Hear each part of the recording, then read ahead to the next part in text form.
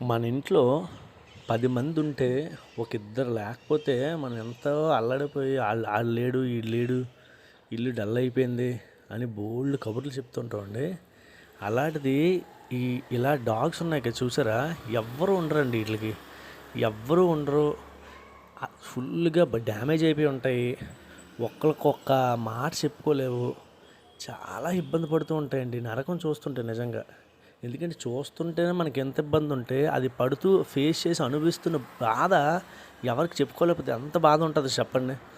విజయవాడలో నిన్న ఒక పనికిమాలిన ఎదవ క్యాన్సర్తో బాధపడుతున్న డాగ్ని చంపేశాడండి.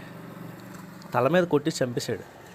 ఆ వీడియో మనకు సబ్స్క్రైబర్ పంపించారు. చూడడానికి ఎంత దుఃఖం అనిపించిందంటే, అది అరుస్తుంటే దుఃఖం అనిపించింది. నేను అక్కడ ఉంటే వాడికి ఏ విధంగా ఇవ్వాలో ఆ విధంగా ఇద్దామండి. నెక్స్ట్ మన మన పెట్ లవర్స్ అందరూ కూడా ఒక టీమ్గా ఉండాలండి.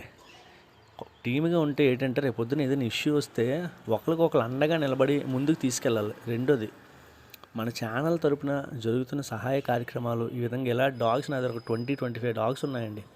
ఇంత డ్యామేజ్ అయిపోయిన డాగ్స్ నేను పెడుతున్నాను. మీ అందరూ కొంతమంది రెస్పాండ్ అయ్యారు, కొంతమంది మెసేజ్ పెడుతున్నారు అంతే. దయచేసి రెస్పాండ్ అవ్వండి. ఎక్కువ మంది రెస్పాండ్ అయ్యి దీనికి హెల్ప్ చేస్తే ఏమవుద్దంటే ఈ పని వేగంగా అవుతుంది. మనందరం హ్యాపీగా ఉండొచ్చు. డాగ్స్ బాగున్నాయి అనుకోండి, కొంతమంది మైండ్ సెట్ ఎలా ఉంటుందంటే పర్లేదు బాగానే ఉంటే పట్టించుకోరు.